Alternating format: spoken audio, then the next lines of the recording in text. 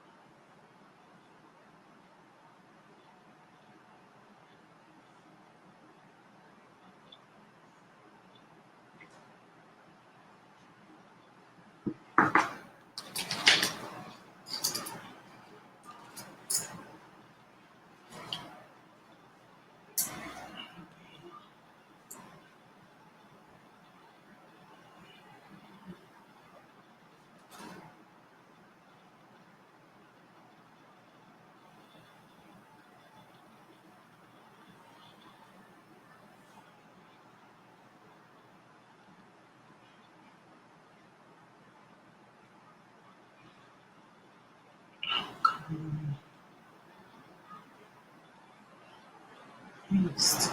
Thank you.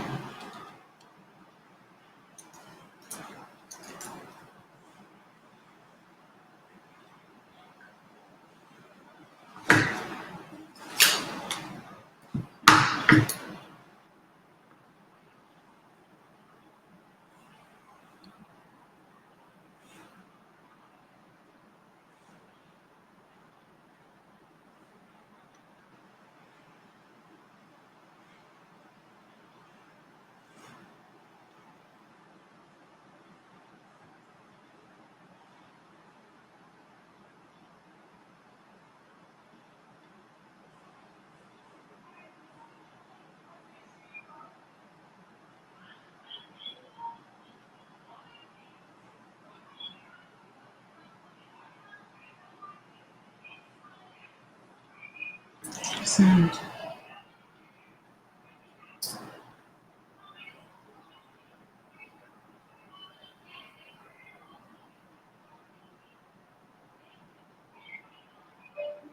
Okay.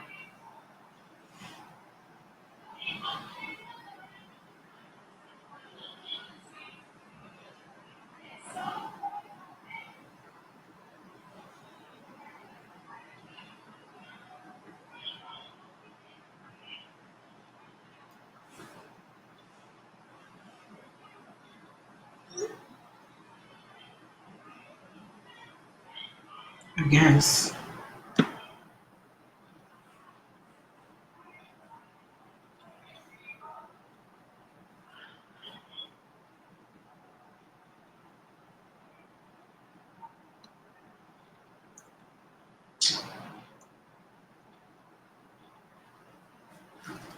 Hang on. If anybody is viewing me, bear with us. We are having some technical difficulties. I had to actually switch platforms, and I have to send this new invitation out um, to get my panelists to join us. So just hang in there. Bear with me. I do apologize for the inconvenience. Um, let's see here. They should be joining shortly. I'm going to.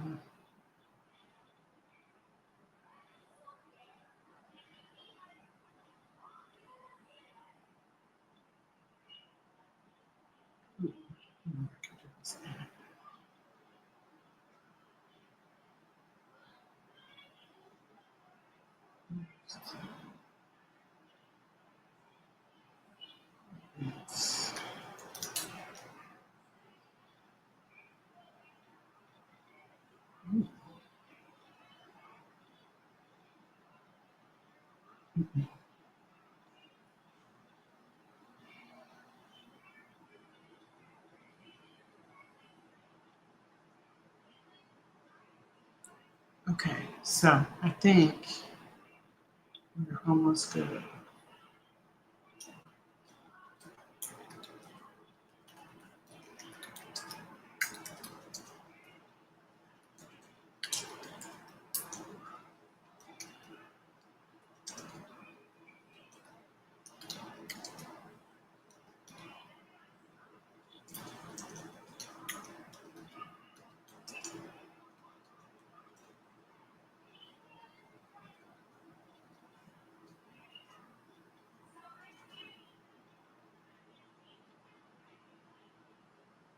Okay.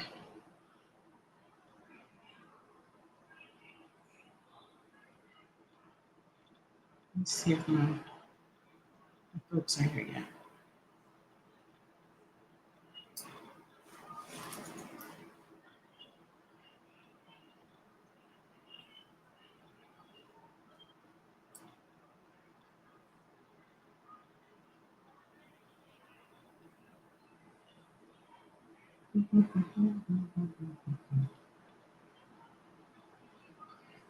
All right. Yay, there's Elaine. Okay, hang on one second. Can you hear me? I can't hear you. Add to the stage. Yeah, thank you. Because I've been here for a while. Oh, okay. I was actually Yeah. I was Add me to the stage. I guess I was actually posting trying to post it out. Trying to okay. fix it, Yeah, this is what I use all the time, but I'm still not savvy with this either. But Mhm, I haven't been on TikTok yet. mhm. So all this stuff is tech savvy. So yeah, I do. It can throw you off. Yeah, so I guess I just got switched over. I called Doc to ask him for a suggestion. Good to StreamYard. Yeah, Good to StreamYard. So here we are. I do you know where Estelle is? She should be coming on. Did you send the link to her? I put it in the group chat for both of Unless us. she don't have StreamYard. Well, she should. It doesn't matter if she has it or not. She should be able to click It the link. doesn't matter. You correct. Hmm. That much I do know about StreamYard. I probably need to text her. Let me call her. Okay. I had my little lipstick on. I think it went away. Sorry about the inconvenience. I have absolutely never had anything like that happen to me on TikTok before, ever. I've never been on, so. Are you clicking on the link that I sent? Estelle, I'm sorry. Elaine is on now. Okay, let me try it again. Okay. She said she tried to get in and it wouldn't go straight to it, but I told her you're in. Yeah, I mean, she have to. Okay, hang on. Okay. All right. Whew. Don't start flashing on me now, girl. What a journey. I got my fan going right here. My fan. Chat. I got my fan on me. Girl. What you mean? Sister girl be getting hot. I just got hot out the blue sky. Yes. Got that fan going. Oh, I know why I got hot, because I took a break and went and made some coffee. That's why. Did you? Woo. I don't need that. I need something cold. So I'm going to pull up these questions. And my mom's calling. I can't answer you, Mom. I can't. I'll call her back. Okay, so I'm going to pull up the questions, right? And I wonder what's going on with Estelle. Why she not on? mm-hmm.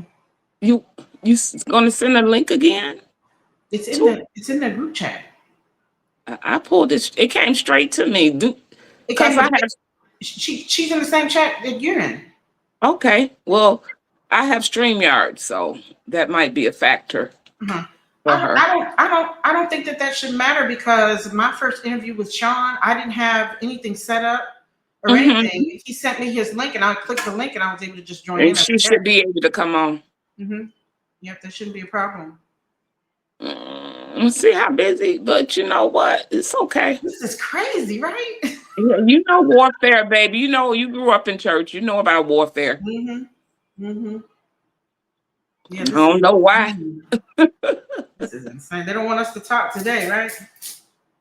Come on, Estelle. Sean A. White.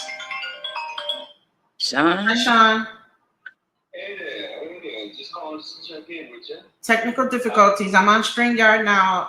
Elaine is on StreamYard, but we're waiting on Estelle to join us. Okay. And I was just telling Elaine that Estelle shouldn't have a problem getting in, even if she doesn't have an account, because I joined your platform and without being on an account. Remember? Right. Yeah. So that's where we are. Actually, it should be streaming on Facebook, Twitter, and someplace else. But you know what? I Maybe have YouTube. never seen a StreamYard that you sent to me. I have never seen one like that. It's always real small. Oh, really? Yeah, so I don't know if you might want to try another link. Hang on one Go second. ahead. Okay. You need to go ahead and do your schedule. I'm just waiting for it to pop up. So. Okay. All right. Okay. All right. Bye bye. There she is. Oh, she came good. She found that. Okay. But for real, I have So- never seen a StreamYard that big. Stage. Listen, look at me maneuvering on here, and I ain't never been on here before. Okay. And I did all of this. He's gonna make a way where there is no way. That's Oh my right. God. Oh my gosh. Hello, sisters. Hello, Oh my hello. gosh. Hello. Oh, So can you hear me now? here. Hello, everyone. I know, who's right? listening in. This is Miriam. You're live with Miriam and the SBN podcast. I am partner and COO, and you are here with our other partners. We have Elaine King and Estelle Nelson, and I'm going to let them introduce themselves, and then we're going to jump right in. We are really running behind. We want to thank anyone who's listening in. We've had all kinds of glitches. That's all I have to say. Yeah, but we worked it out. Okay, and we'll just start. Elaine, you can go ahead and just introduce yourself to everyone. And again, the title here is I'm so discombobulated. I'm so sorry. Take your time, sister. Life challenges. Overcoming life challenges. We have some treats for you, and this is not just something for the ladies. This is something for the men as well. Everybody can listen in. This applies to all. Okay, take it away, Elaine. Hello, everyone. My name is Elaine King, known as Forever Lovely on social media. I am here today. I am a minister. I am a speaker. I am a nurse. I am an author. And I am inspired to help people overcome trauma and be healed. Awesome. And now we have Estelle Nelson. She's going to introduce herself as well. Hi, my name is Estelle Marie Nelson, and I'm known as Coach E or Coach Estelle. And I also am known as a life survivor. I'm a life survivor of many, many things. I am a life survivor of career, health, relationships, life in general. And I'm here to help you today. Awesome. Excellent. So we got to talking, and I want to thank Elaine, because Elaine is the reason why we're having this live right now. She's the one who picked up the phone and called and, thought that this is something that we should do. And I'm actually very happy that she did that. This is an amazing opportunity, and I am just very pleased and honored to be here with you ladies today. Again, our title is Overcoming Life Challenges. And the first thing I want to talk about is, a lot of the times we focus on all the things that went bad or went wrong in our lives, right, ladies? Like we sometimes tend to dwell on the negative things that happen in our lives. And I want to put a twist on this, if you will. And I want to reflect on the healing journey, okay? There's so many components to that, and what makes healing possible, okay? Because it is possible, right? No matter what it is that you go through in life, no matter what you endure, you can make it through it. You really, really can make it through it. And that being said, on the healing journey, and then I want to just let everyone know. I don't know if we talked about both these ladies are authors, okay? Not only are they life coaches, but they are also authors, all right? And they've written some remarkable books. I have not read them yet. Okay, I will be purchasing those books, and we are going to be doing some individual one-on-ones interviews with them, and we're going to be discussing those books in detail. So we encourage you to continue to follow us. If you're not following us, Please follow us all on every platform, okay? You can follow me, Miriam Closes ATL, on all platforms, okay? Elaine, can you tell them how to find you? You can find me on YouTube and also on TikTok, Instagram, Facebook, Lemon. I'm everywhere. I'm on Forever Lovely at Lovely Elaine 1, and that is YouTube, and Elaine 31 on TikTok and Facebook. I don't know what that one is, but well, I'm just telling the truth. It's out there. I got so many things in my mind, but that's it. Estelle, can you tell them how to find you? Okay, you can find me on Facebook, on Instagram. You can find me I'm pretty much on all the platforms under Estelle Marie Nelson. On my YouTube page is titled The Life Survivor. And it gives my I'm like Miss Elaine. I don't know that all I know is FCR or something like that. But I am under Estelle Marie Nelson in every platform. And my email is e.nelsonfirst@gmail.com. Awesome, awesome. Okay, that being said, we're going to jump right in. And again, like I said before, we have life coach survivors here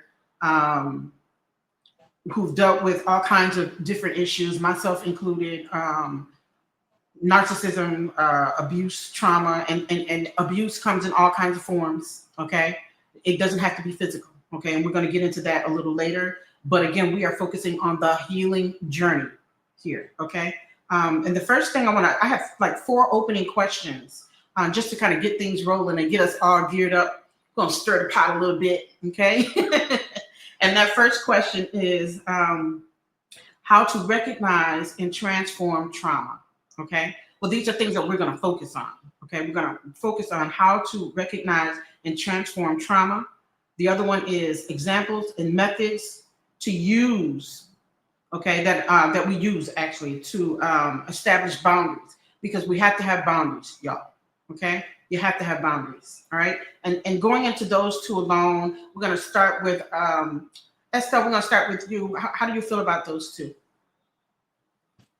points? So the first question was how do you recognize and transform trauma? Yes. I would say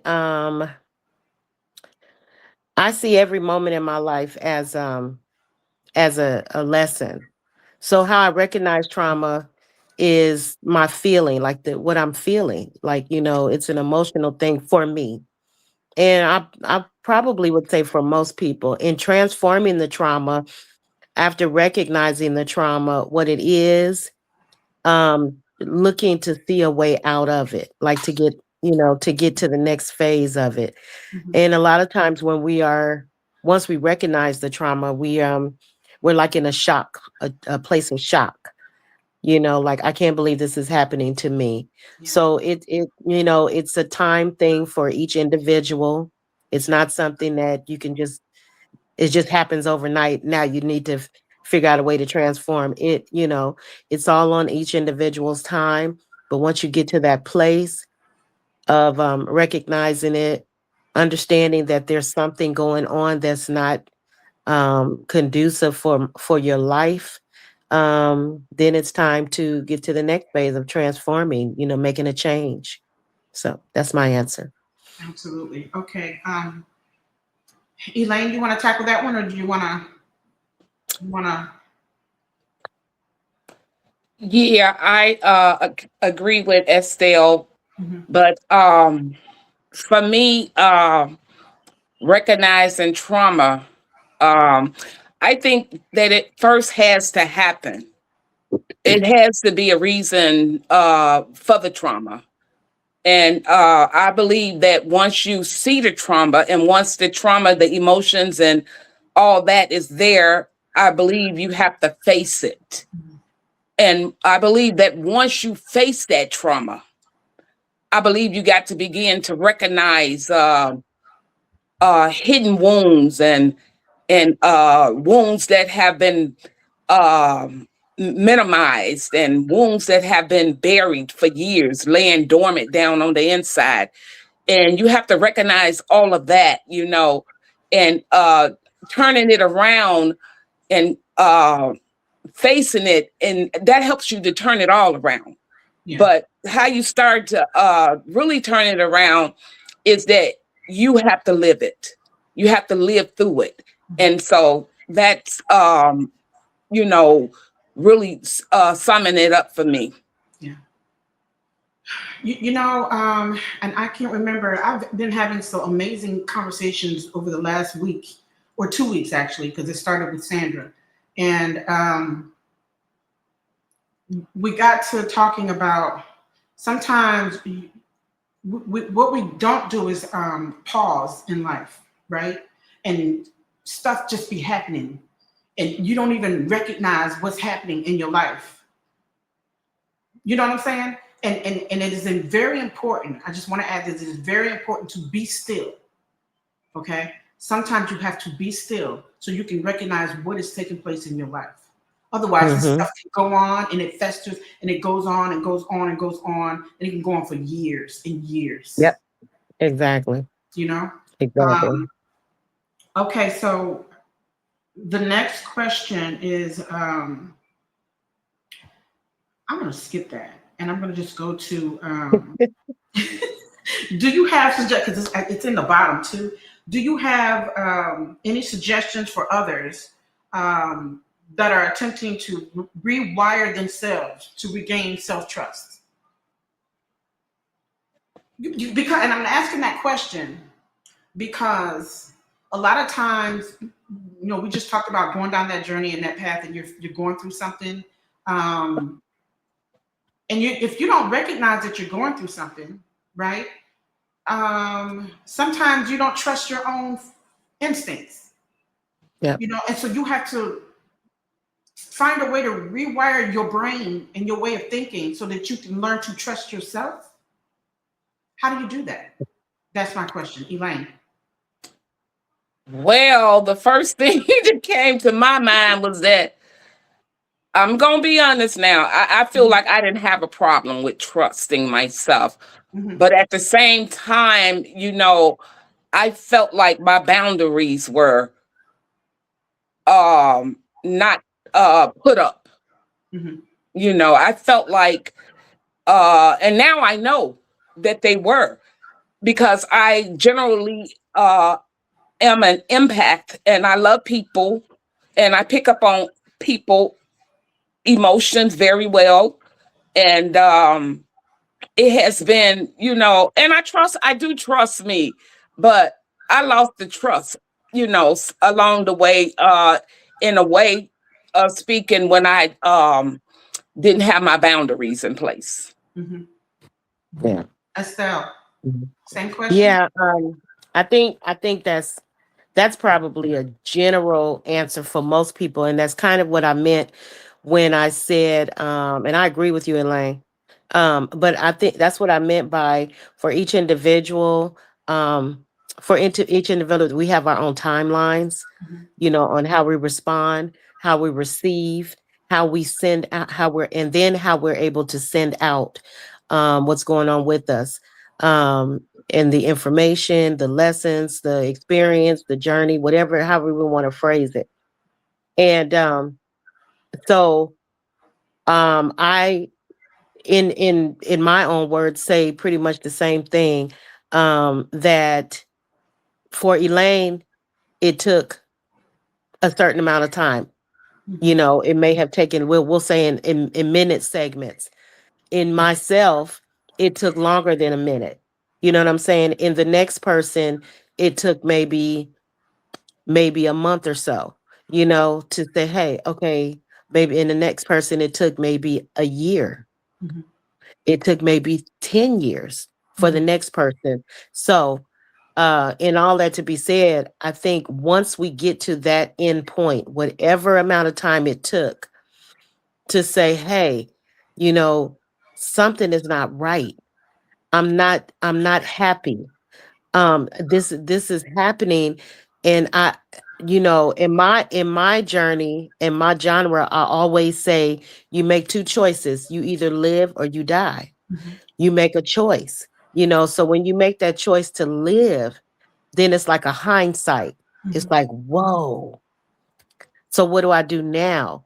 So I think at that end point, that's when you make the decision to create Yeah. healthy boundaries for yourself, or to trust yourself. Mhm.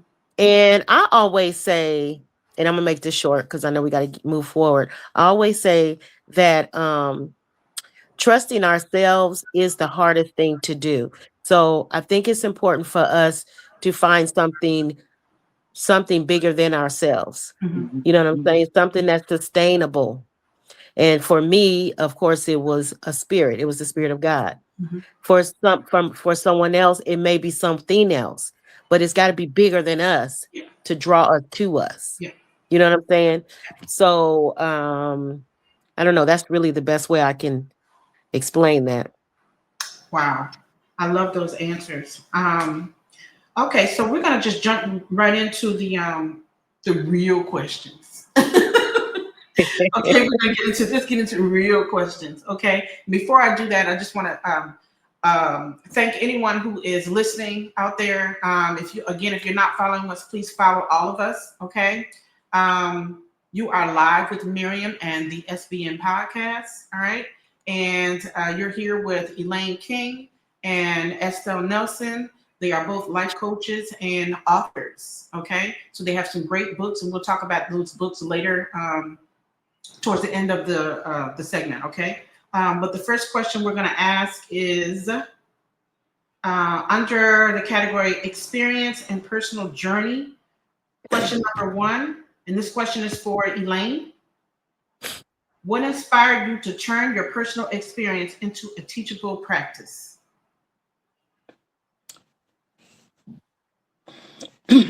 Well, actually, to be totally honest, and I believe that my first book that I wrote was written from a place of pain. But see, that pain was there because God allowed it to be there. You see, because as I began to move forward, I began to become compelled to tell my story.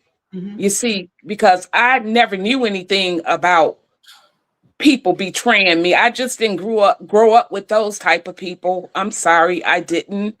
By me being a minister, I didn't hang around them type of people. I mean, it was something that I didn't know about.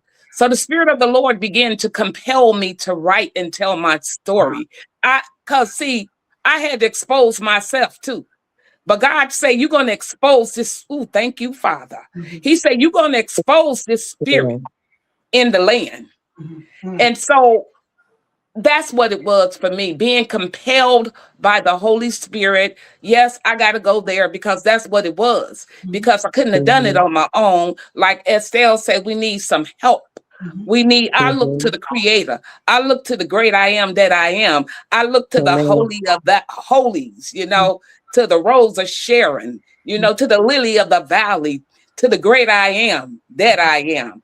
Alpha and Omega. I'm sorry, y'all had to go there, so I'm gonna shut up right there. Amen. That's how you felt. That's right. It's the truth. Oh That's yeah, how you girl, felt. it's real, girl. It's You know, real. It's I real. was thinking about something that I shared with Estelle about, you going through that journey. You sit up in a congregation where they're telling you you don't catch the spirit, or you don't. But what do you mean? What are you talking about? You know what I just been through? It doesn't make Okay. sense. Some things don't make sense to me. But And everybody, don't go there. everybody said, That's another podcast episode. right. Right. And we're all, I always go back to we're all individuals. You know what I'm saying? So the way I express my joy that I Yeah, have inside of me is different from the way someone else, the next person, would express their joy that they have inside of them. But it doesn't matter as long as we find something, as I said yeah, before, bigger than ourselves, Right. that's going to encompass us, that's going to encourage us, that's going to push us to get to know us individually, who we are. Because I believe when we get lost in negative and toxic relationships, whatever type they would be, we do lose ourselves. We Yeah. lose ourselves, so we've got to draw back to yes. ourselves and learn who we are. So the question was, what inspired me to turn this personal experience into a teachable moment. So my background comes from education, counseling, and coaching. My background, my complete background, and so um incorporated with that, I did not absolutely want to speak out loud about my personal experiences. I did not. I'm very transparent about so many things in my life now. And so I absolutely didn't want to talk about anything that I was dealing with. Absolutely. But the thing is, when I did choose to live, when I made this, and I'll explain that later what I mean. That But statement, that when was I, a deep statement right there. When I chose yes, to live. when I chose to live, I started seeing things in a different way. Mhm. I really, really did. And I wanted to heal.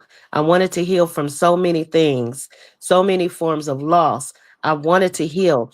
But what I would say is God sent me angels. He sent me angels. And those angels pushed me. They pushed me out of Yes. my comfort zone. I Mm. wasn't even comfortable. I won't even say comfort. They pushed me out and they said, "Hey, you have got to tell your story. You got it." Because Wow. I've always, it was always important to me to teach. I love to teach. Wow. So you got to teach it. And then when I discovered Wow. the different ways of healing in my choosing to live, I was like, okay, this is it. So that's what inspired me to speak about my personal stories. Amen. Right. Beautiful. Yeah. The next question is, wow. What is a misconception people have in terms of escaping narcissistic behaviors? And is that Can you repeat that question again, please? okay? What is a misconception people have in terms of escaping narcissistic behaviors? A misconception, Mhm. escaping narcissistic behavior. Mhm. Well, The thing about it is, because we can think that this is easy to do. You can walk away, or you can, what I'm saying. This is psychological. yes, it's very psychological. And I think that people sometimes may feel like it's the norm for them, Mhm. because relationships, be it mother, father, children, because the first thing people think is when you are engaged with a narcissist, that it's a significant other, such as a partner or a boyfriend, girlfriend, husband, wife, or whatever. But it's more than that. It could be your brother. It could be your sister, your best friend. You know what I'm saying? Absolutely. People you work with Absolutely. every day. It could come from, like you said in the beginning, many, many, many things. And the behavior, escaping the behavior, you know, has to do, I think once you in it, you in it, but you gotta want to, we go back to that same thing. You gotta want to get out. Mhm. Because I talk to some people and sometimes, they are so in the fog, Mm-hmm. until they can't see their way out, Yeah. Can't but see the forest from the trees.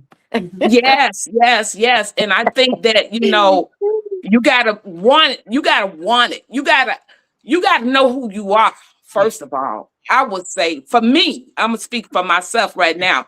I knew who I was. Yeah. See, I wasn't confused about that, but I got lost along the way. I was When gonna I say when I enter into that fog, I got turned around and put on this psychological roller coaster because it was a spiritual Exactly. attack. And Mhm. see, that's one of the things when we talk about escaping it, you have to learn about it. I began to study, I began to research because I was like, Mhm. I don't know nothing about this, but I lived it. And Mhm. I seen it happen right before my eyes. Mhm. So when you want to escape, it has to be something down in you that Mhm. want to pull that wants to come forth and Mhm. out of a thing. Mhm. Even if you know, don't feel like you capable of doing it alone or something like that, you got to try. Yeah, You because the gotta, whole whatever it is, that leads you going forth and leads you. Like I tell some people, I use this all the time, and it worked for me. You got to turn pain into power. yes. You cannot let it Exactly. engulf you because it will. Because Mhm. see, It will. I could have got deeper in the fog. You know what I'm saying? The fog when you said no connect, Mhm. don't connect no more. See, Mhm. I don't know nothing about reconnecting. When I disconnected, I was Yeah. disconnected. So I don't know Yeah. about reconnecting. Mhm. So Yeah. because I knew I who I love it. was, you know what I'm saying? And I wanted to escape. Mhm. I wanted to be myself Mhm. again. I wanted clarity in my life. Mhm. So I think that a lot of times that people, have to really do soul searching. That's why I always talk Yeah. about reflecting. Oh yes, I love that. I love those answers. I love those So answers. You know what, Elaine, Yes. Hmm. and Elaine and Miriam, Mhm. this is I literally had to write down some notes on this because I wanted to because I don't think about uh I don't think about the misconceptions that people think about narcissism because I don't really focus on that too much. So I was Mhm. like, you know what? Exactly. Let me go back. Let me go back. And I think, and so in conversations that I've had with people, just random conversations, and we talk about toxic relationships. And you are spot on, Elaine. It does not have to be a significant other. It can be your children, it could be a child, it could be family, it could be co-workers, it could be that person can be a neighbor. That person can be a church Hmm. member. Mhm. You know what I'm saying? They up in the That church, person, baby. They in the church. right. And so Because this Don't is you these know? the people where Satan sit. right, right. Yes. Hello. Yes. These are the things that I came up with where I see like we're escaping the narcissism. This is what I'm thinking. This is what people think when they're in these type of relationships. You can't get out of it. Yeah. Mm. Um, no one wants you outside of that person. Yeah. Yes. Hmm. No one else would want you. Yes. Or you'll be lost without them. Mm-hmm. Or There it is. what was the other one? No one wants to no one well let me see. They make you feel bad about yourself. Mm-hmm. But if you leave that relationship, whatever kind of relationship it is, no one's going to talk to you in a positive way. They're going to talk to you bad too. Like it's the truth about yourself. Exactly. Yeah. So these are the things that I've thought about with that question. It's like, Hmm. why do people find it why is it a misconception about why people stay? Because Mhm. on the outside, I said it to Miriam in a conversation. I say this all the time to different people, period, in conversations. While you're watching someone's watching you. Mhm. And most people that care about you, that truly, truly care about you, they can see everything that's happening with you and that narcissistic individual. And let it be known that narcissism is not a person, it's a behavior. Yes. It's a Hmm. behavior. It is not a And it's person. That's yes, it's why, a trait yeah, as that's why well. you it yeah, well, kind of like all in the same clump. Hmm. So you can be involved, whether it be brother, sister, cousin, uncle, husband, wife, whatever, in Mhm. that relationship, and that person has that narcissistic behavior. You Mhm. Mm. end that relationship, whatever it is, and then you get into a new relationship. If you have not been healed from the Yes. first, then you will go into another relationship, brother, sister, cousin, uncle, Mhm. significant other, Mhm. with the same exact behavior. Mhm. It So is. it's not a person, Mhm. it's a behavior, it's a spirit. Mhm. Okay. Yes, it So, is. but going back to your question, I do believe that the misconception is those people on the outside are looking at you like, why are they still dealing? Why is she still dealing with him or her? Why is she taking that from her son or daughter? Mhm. Why is it? Why are you even talking to that neighbor? Why do you even deal with those people? Mhm. If they're doing this and that to you, I see what they're doing to you. I see they're hurting you. I see they're this and that. Why are you still dealing with them? Oh, because I care about them and I know they love me. That's just the way they are. Mhm. Yeah. They You know what I'm just saying? accepting It's anything. it's accepting, but it's self-sabotage. Yes, It's indeed. self-sabotage, but it's a way, but once again, it goes back to the question that you asked earlier about methods used to establish healthy boundaries. Well, that individual has not learned Mhm. as of yet how to accept and create healthy boundaries for themselves. So Mhm. therefore they stay in that type of uh, narcissistic relationship. You Mhm. know what I'm saying? So that's my answer. Yeah, I love it. It could be many, many years for Mhm. some people. Well, It does. that's why I said it's different Mhm. levels, Different levels. different timelines. Because I have a Mhm. girlfriend that when she ended her relationship, she was like, "Girl, I went quick, fast, and hurry, and got them papers done." Da, da, da, da, da. Mhm. And then when I had a conversation with her, as we were in the conversation, I mentioned another situation, and it took a lot longer. And Mhm. she was like, "I don't understand that." I said, "But you have to understand that each individual is different, Mhm. and it's an emotional thing Mhm. to separate from that toxic person. It's very emotional." You feel like a Mhm. bird in a cage where they open the Yeah, cage door and you're yes, free, right? You're free. yes, Yeah. Yeah, Yeah. because you getting yes, them little yes, yes, breadcrumbs, baby. You Mhm. getting them little breadcrumbs. Mhm. Mhm. yes, Mm-hmm. And that's yes, what keeps because you there, them breadcrumbs. yes, Yeah, because you've seen the birds where you can open up the cage and they stagger. They don't Mm-hmm. automatically fly out. that's Some right. do, some Mhm. will stay. Mhm. You know what I'm saying? Mhm. So that's the way we have to see, the management of this behavior and the response to it. Yeah. We have to see it in that manner. I wanted Hmm. to add to that.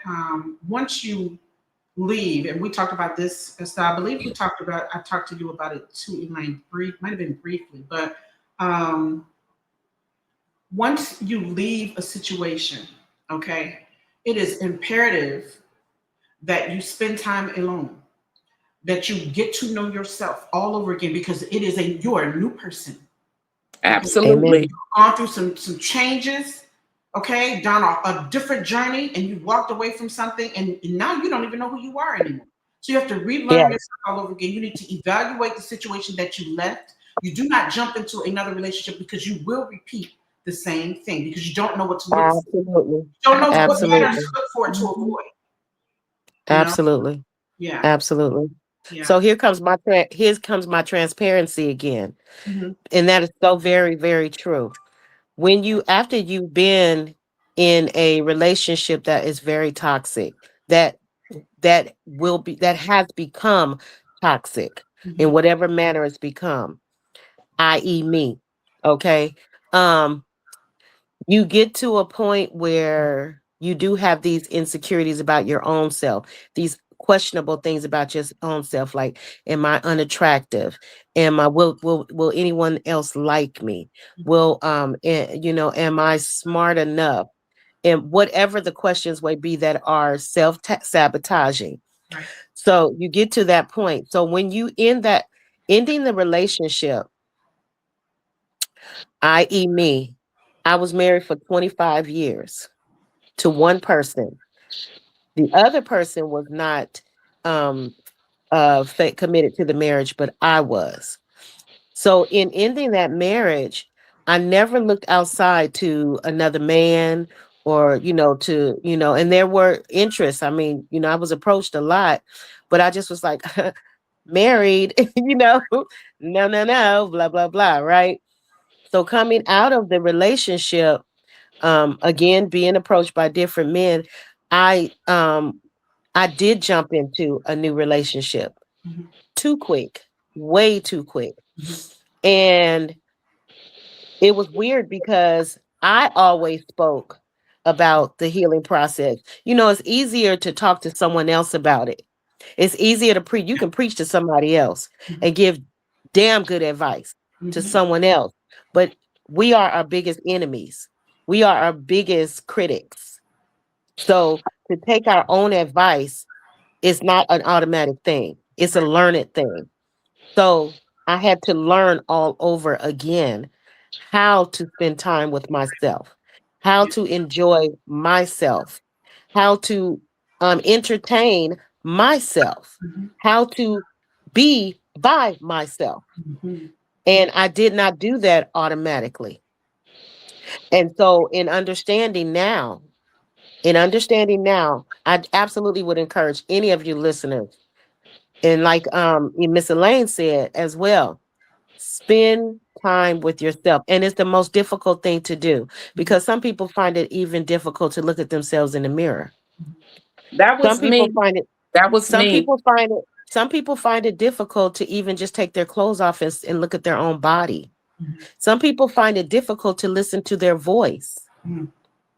Some people find it difficult to just accept what they who they are and what they are. Some people find it very difficult to do that because they've always counted on that other person who was toxic in their life Mhm. and the words that they spit out to them and the actions that they gave to them and they said to them. They believed it. They fed into it. They succumb to it. And so now you're repositioning yourself all over again.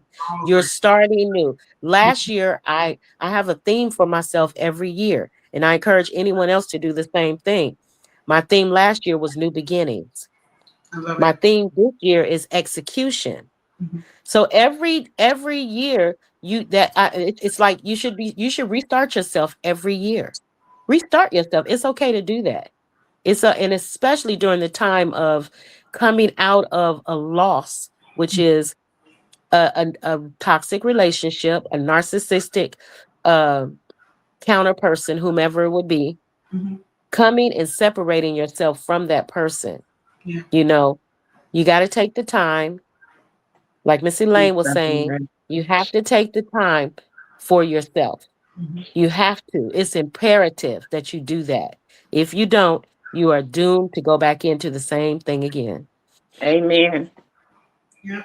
Okay. So I love that, and this is the whole point of me wanting to ask these particular kinds of questions is I wanted to hopefully we can touch someone, even if it's just one person listening. Hmm. I'm hoping that this information get to one person and make it so that one person is brave enough, courageous Absolutely. enough to take the first step. Just take the first Hmm. step, you know. Hmm. Um, Hmm. and I think we're doing that. I think we're doing that. So the next set of Hmm. questions um, are coming from coaching, your coaching approach and methods. Okay. Um, the first question, and we'll go with Elaine. How would you help clients recognize gaslighting? Ooh, that's a hard one right there.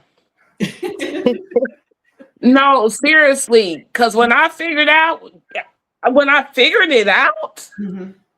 because like I said, God peeled it off layer by layer by layer, and I had somebody Absolutely. right with me watching me go through this here and watching me. We dissected it together. It was God. It was my sister that we went through that experience together, and we came up 98% a narcissist. Wow. Okay, but Wow. coaching is hard to coach gaslight. I guess you can just tell them what it is, but really, they have to figure it out themselves. Mhm. But I think it helps a lot though to put the information out there to bring awareness and education on it, because one of the things for sure, when you see it in your mind, Mhm. you can hear it, but when you see it in your mind, it's a whole different ball game. You like gaslight? I said, you like what? I had to even go do the studies on Alfred Hitchcock. He Mhm. did a movie back here on gaslighting. This man was Oh, trying to get his wife playing with the lights and blaming her for it, and everything. So gaslighting it's coachable, but Mhm. I believe the component to that is to see it for yourself, to see it in your mind, because you can hear you did this, you did I do that? you know, and whatever components in life can be beneficial or not beneficial in your life. But you'll be like, I didn't do that. I didn't do this. I didn't do that, you know. Or you said that. Why is you blaming me when you know so gaslighting is a lot. But it is coachable. And again, once the individual conceive it in their mind, what it is, and they see it in action, and they can spotlight it right there. I see it. You gotta want to pull that wool from over, you know, pull that Absolutely. veil off. Just take it off. See it for what it is. It's painful, right? It's painful to see things for what it really is. But when you take it off and you really look at it, it's plain as day. Yes, because that take you all the way back to the, I like to share all the way back to the psychological roller coaster. You know, in the beginning, you know, this is what's happening to you. You know, you're on a series of events that's going on in your life at this particular time. And you go from being excited to happy to sad. And you go on to sad because you've seen something that you ain't seen before. So you're like, you know what I'm saying? And then you go to disappointment. Now you're disappointed, Miriam. You're disappointed because you can't figure out why, because it didn't happen 2 and 3 and 4, 5 times. Okay. And then you go to desperate. You go to desperate because you want to fix it. You trying to fix it, but you can't fix it. You're doing everything in your power to fix it. And that goes back to, that's why they stay. Because they desperate. They get to that desperate place on that roller coaster where you gonna jump, like Estelle said, or you gonna stay and survive. Yes. Yep. It's on you. I just as coming from a coaching point of view, and also, like I said, you know, my background is in education and counseling. I remember I was a few different types of counselors. I was a drug and alcohol counselor, and I was a rape and sexual assault advocate, as well as a student counselor in the high schools. And I remember working with this rape and sexual assault. There was one thing that my instructor told me. He said, remember to always put your biases on to the side. Never put yourself in the position of your client. Okay. So what I do with my clients is I always tell them, I have a form, and it has a line down the middle, and it has, on one side it has you, and then the other side it has them. Oh yeah, I did that test. And so on the side of you, I tell them, write down all the things that you accept in your life. And on the other side, write down all the things that they expect from you, that they are requiring from you, that they are.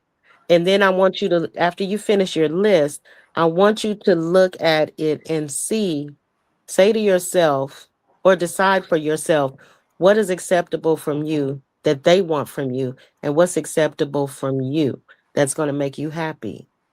You know, because the world has so many expectations from you, and many times they're not things that we enjoy, that we are capable and able to do, or that can be very harmful to us. Can I ask a question? To satisfy them. Sure, absolutely. So the question is, in drawing that line down that piece of paper and asking those sets of questions, are you doing that as a process of elimination so that they can visually see?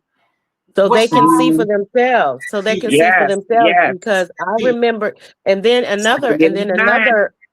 another practice would be, and these come from my 9 practical principles that I learned myself through every journey, every experience up until this point in my life. And I didn't know that that I was actually using these principles until I actually sat down myself and wrote down all the things, wrote my book and wrote down all of the experiences that I was going through and what I learned from them. And I was like, whoa, these are really practical. These are principles. And then I put of course, on their practical principles, because they're things that you can do every day. Principles you can practice every day. You can practice one or two of them. You can practice all 9 of them. You can practice, but all of them will get you through the day, because every day is a new day, right? So with my clients, I want them to do everything for themselves. I will give them structure and I will Yes. give them support. But I want them to do everything for themselves, because it starts in the mind. Right? Yeah. The Yes. healing starts in the mind, and then it goes to the rest of the body, and then Oh, it spreads abroad. So you got to heal your mind first. You got to how do you feel about yourself? What will you accept and what won't you accept? How are you going to treat yourself? Because the better you treat yourself, that it'll be easier for you to show others how to treat you. So it absolutely. all starts from the mind. And this ain't something that I just figure out overnight. No, this is something that, I have learned 59 years. I'll be 59 in September 28th. If the Lord gives me that time, I'll be 59. So there's just practical principles that I've learned, and they work. They work. And now I recognize them. So they work. You know what I'm saying? So It's very I encourage. Go ahead. Go ahead. I was just No, I going was to going to say, I encourage the client to put in the practice themselves. So everything that they do is not just me talking. I don't think that me talking to them is going to heal them. I don't think it's putting it into practice. It's putting it into practice, executing it, Yeah. Execution. execution. I would have I usually have a pen where I can write down my question, so I don't have to interrupt. But look here, my age is catching over me. So sometimes y'all off the button. Okay, go for And it. I was gonna say that's why it's so important to learn to spend time alone, right? It's so Absolutely. important to be. It's okay to spend some time alone. Mm-hmm. Yes, it is. It's okay to be alone, It's because I wonderful have to be never been alone. alone. Never. Yeah. And But there's so many people who haven't.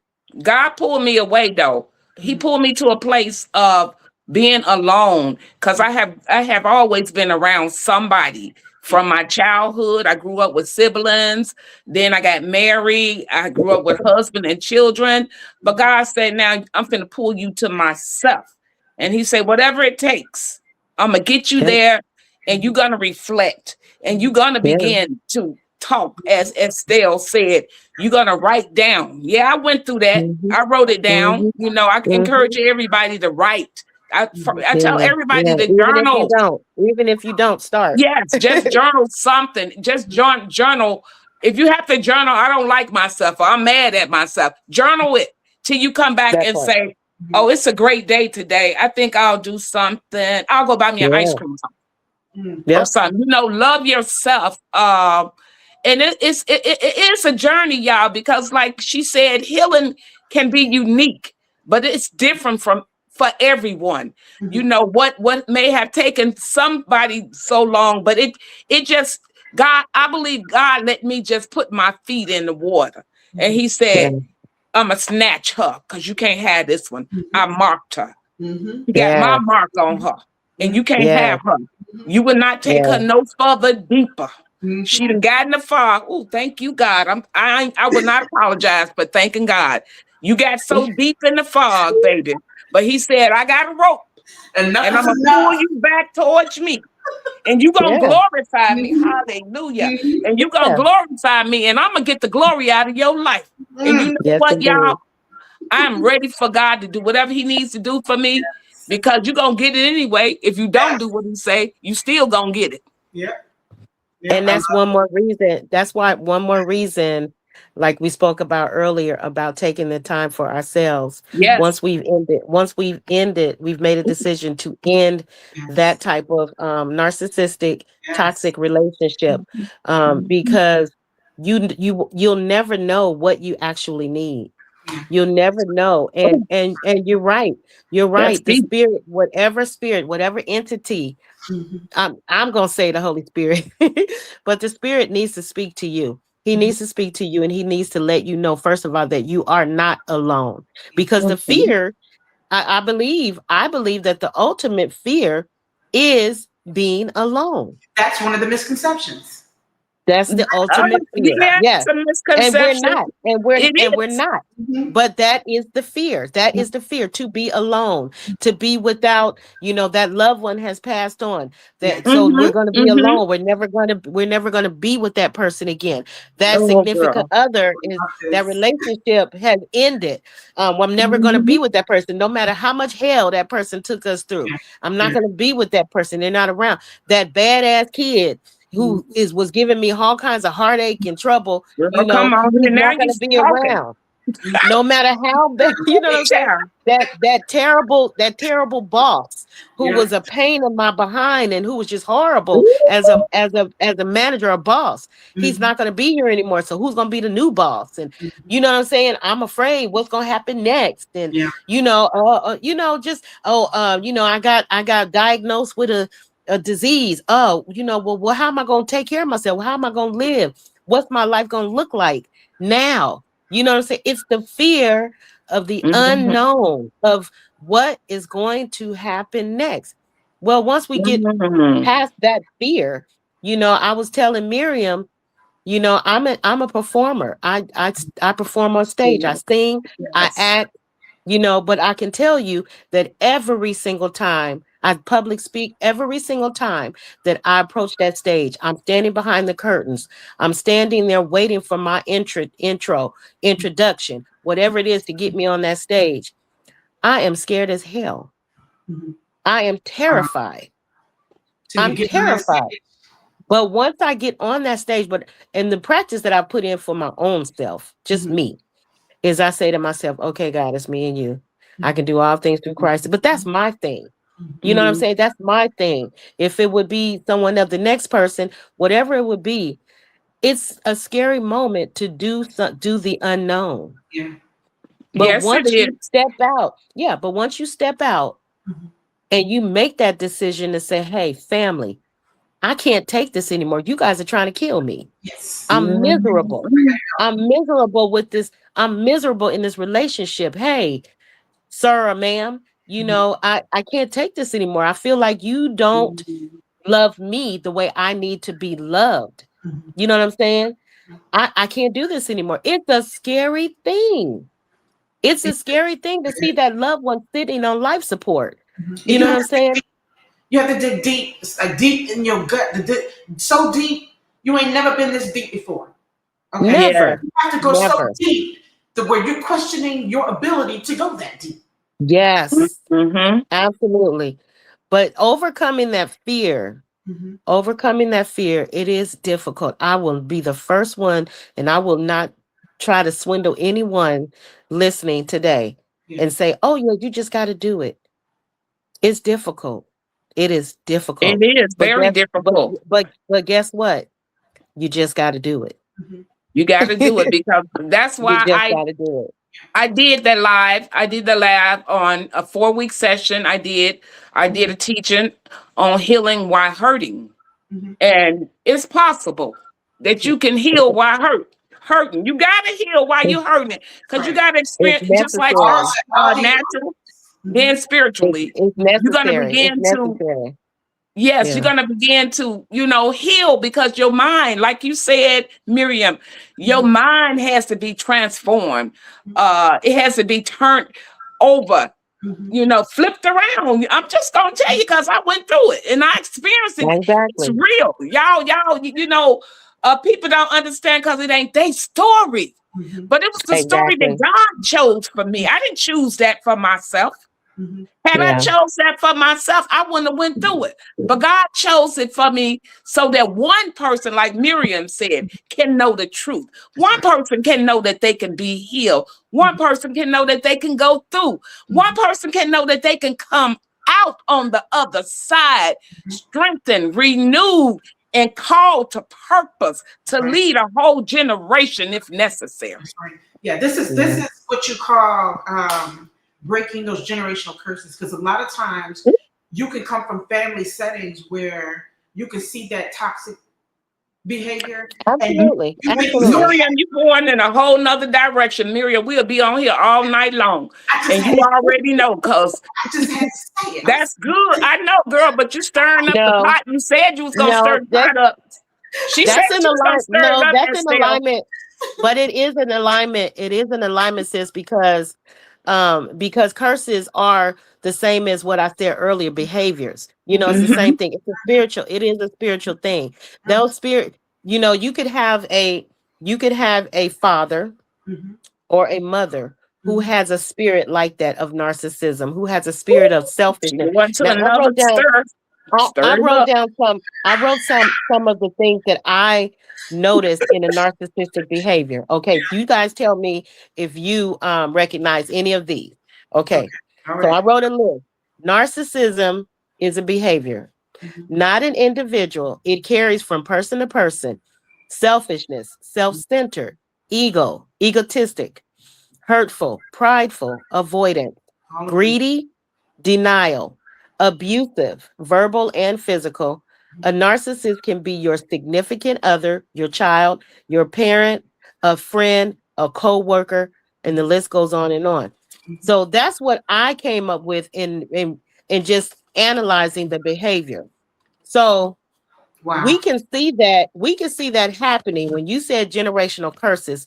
We Mhm. can see that happening with a mother or a father who has these very similar Yes. types of characteristics, Mhm. and raising now the mother and the father has raised Mhm. the child, because they sat up under that Yeah. parent, Here we go again. and that child, right, and that parent purposefully Mhm. has made sure that they believe that their child believes and follows the doctrine of what they do. Mhm. Okay. So now the child has come up with that narcissistic, I Mhm. believe that's just a new word. I really do. It's It's just traits. It's selfishness. traits. Right. It's those traits. Those traits. So Mm-hmm. now the child has it. So Mhm. then the child has children. It's Okay. passed from And then the generation child, exactly. So to it generation. absolutely has, until, like someone said in the conversation, Mhm. they make the decision, that one person makes the Yes. decision to say, "Hey, Enough I is want to be better. enough. I want Mm. to change. Mhm. I want to Yes. change." My sister and I, my sister and I are the only two left in our family. My mother has passed. My stepfather has passed. My sister has a different father than me. Her father has passed. And so now it's just she and I. And there are some curses within my mother's side of the family that we made a decision a long time ago, because my mom had a conversation with my sister and I. And she said to us, she sat us down in my living room. She snatched us down in my living room on my couch. And she said, "Listen, I want you and your sister to promise to never not talk to each other, to never not support each other, to never not love each other." And went on and on and on in the conversation. And we said, "We promise, Mom."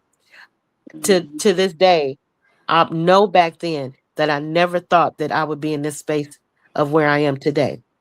My sister and I are the closer than we've ever been in our life. And we go back to that conversation all the time. But what we did was we broke the curse, Mhm. because Mm-hmm. Come on here, there are girl.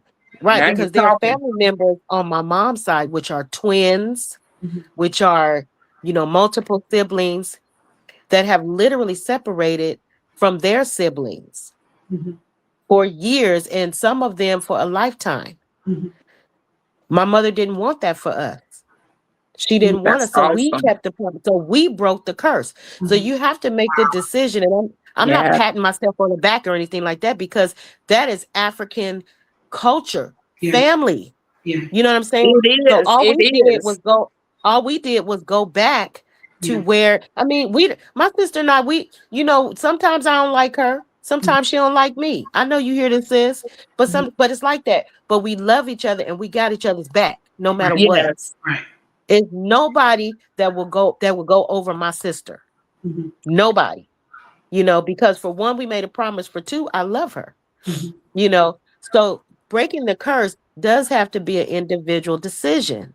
It really does. But once you break it, once you make the decision to change the behavior, Mhm. then you can Mhm. move forward and do better things. You know Ooh. what I'm Yes, saying? and that goes around in even in good relationships and in toxic relationships. Because I just Yeah. need to say this real quick, going back to generations, because you the one brought it up. Okay, you did it. Oh yes. So with that being said, I'm showing y'all probably can't see my book. This Mhm. is my first book. To Mhm. God be the glory. Out of the skillet into the fire, a nightmare with an arch enemy. All And right. she want to talk Okay. about Okay. generations. I'm Mhm. just gonna share. Now Right. the individual, because I don't care about narcissist. That word does not even sound good to me. Okay. I talk Yeah. about it because God allows me to tell this It's testimony. too But it's so popular. much It's too more popular. to me than narcissist. Narcissist is what happened to me, them behaviors, like she said. But Mhm. in these pages of this book, Mhm. you would find a story where it talks about generations, Yes. curses, and you would see where the Mhm. individual that I was involved with, I'm just Mhm. going to tell you, this Mhm. individual was born. See, it goes way back, medically and clinically back. I am a registered nurse, so I Mhm. have to tell you this part. The individual that's talked about in this book was born to a mother who Mhm. killed their father, who killed his father. And so this individual was 7 months in the womb when the mom killed the dead. Okay. Mm-hmm. So how does it start? Yeah. Predisposition, genetic disposition. Okay. Mom went away for a while. Mhm. The infant grew up not nurtured Mhm. and grew up probably abused and neglected, Mhm. and the behavior was there. Mhm. So it is in the generation. I tell people you can even go back in your generation, see if there's some murder back there, Mhm. see if there's some Yeah. rapists back there, Yeah. see if there's Come some on now. incest back there, see what's in Yeah. your generation. I do a whole podcast on uh That- testimonial encounters and Yes. generational curses. That's my Yeah. podcast. So Yes. she's speaking Yeah. directly to that. She Mhm. brought it up. I wouldn't even been on this subject, but I'm gonna get off of it because I'm gonna give Miriam her platform back because we took over your platform. But I just want to add to. I gotta go back. I'm gonna go back to you, Elaine, I'm because good. I'm there is good. a term that I learned. Okay, we was talking about YouTube University, Estelle. Remember? And with YouTube University, I learned of a term, and I looked real deep into this term called epigenetic traumatic tags, and Okay. that is what you're talking about. Okay. Mm-hmm. It's in the DNA. Mm-hmm. It's in the DNA, Mm-hmm. baby. It's It's in In the real, DNA. y'all. It's yeah, real, It real. Study absolutely is. it. yeah. See, like I Miriam, you believe said that. earlier, Miriam, we just living day to day. We're not even focusing on ourselves. We don't have no self-reflection, and things are just passing by. Like when you on the expressway, how you just passing by stuff. Mhm. That's how stuff Yeah. is passing us by, and Mhm. how we're Yeah. passing by stuff because we're not taking the Not time to taking the relax time. and to That's right. reflect and Right. And focus. see, a lot of times though, what happens is, and I don't know which one of y'all I was talking to about this, but it was one of y'all. But I was saying that the world is designed to keep us this way, to keep us focusing on what's happening and got to keep up with this. You got to pay these bills. You got to do this, and you never have time to reflect. So you can never fix anything. Never. You know what I'm saying? And I don't play them games. When I get too bombarded or too much, too overloaded or whatever, I'm here. You take this back. You take some of Yep. this back. I know. Right now, I'm feeling overwhelmed, Right. and I ain't doing that no more. Yes, I have yes, to yes. Listen, my favorite word is no. and I can't do it right now, or that's not healthy, that's not conducive to my life. Mhm. Yeah, I can do it, but I do things in my own pace time frame. Period. No, I'm saying no. Yeah. I can't I can't I'm do just it. not gonna answer my phone. Ta-da! You're right. I'm really comfortable. I really, really am comfortable with that. I don't feel guilty about not saying yes Yes. anymore, because there was a time in my life that I did. I felt guilty. I felt like it's my responsibility I to say think yes. that Yeah. Like I think it was more responsibility for me. But I hear you. yeah, it was yeah. If I say no, I'm going to be selfish. I'm being Mhm. selfish. Even if it was going to be hurtful for me, or if it was going to be taxing for me, or if it was going to take away from me, I still said yes. Oh, yeah, whatever you need. Oh, yeah, I'm available, whatever you need me to be. Mhm. What did I say that for? What did I say I that can for? do this. Oh, I That's can yeah. do Oh, that. yeah, I could do it. you And can I But do I did not become that. I did not become that way until I got married. And I mm, and I I thought that it was just a responsibility of mine to just be Mhm. available to the spouse, be available mhm. to the kids, to the Yes. school, to the Yes. church, to the neighbors, Right. to the job. Be available, just be available. Right. And and I thought that it was my responsibility to do that. Mhm. Mhm. And so I said yes. Mm. But why? Mm. But why? My Mm. baby died. I got cancer. I had a stroke. I lost my sight. But why am I saying yes to all of this? Right. Why? Mhm. Mm. So now, so now I'm very comfortable with saying no. It's not conducive to my life. I just, Amen. I still say yes, but only when I Right. can do it, or I desire to do it, or I if agree. it's conducive to my life, And because the thing is, I want to live. I mhm, want to live. the thing is, yeah, that's the key right there. You want to live, y'all. We got a bunch of comments in here, like 11 comments. Like we ain't going there though, because we already pressed for time. We're pressed for Well, time. let's bring But it. Let's anyway, wrap us up. Wrap us up. thank you for Yeah, those comments. Okay, guys, thank you so much for those comments. thank you. I forgot what I was getting ready to add to that, but we're gonna just move on. How about that? We'll move How on about it? down to the next segment, Well, which is you're doing good with your questions. I want to let you know, sis. I got them right here in front of me. thank you so much. The next question is types of abuse, because and I know Elaine touched on this when we first got started, right? But it Mhm. is imperative that people understand that there are different forms of abuse. It is not always Yes. physical. It is not always physical. Okay. So that Yeah, being said, exactly. first question is, what is your advice for clients dealing with constant slander? Ooh, we I'll let you Constance. take it. I have an answer, but go ahead, Elaine. Mhm, Okay, Constance. I didn't experience that slandered. mhm, Not in my face. But if I did, I didn't see it at the time. mhm, But I was campaign smeared. My name. mhm, Um, said I was somebody different. I was this. I was that.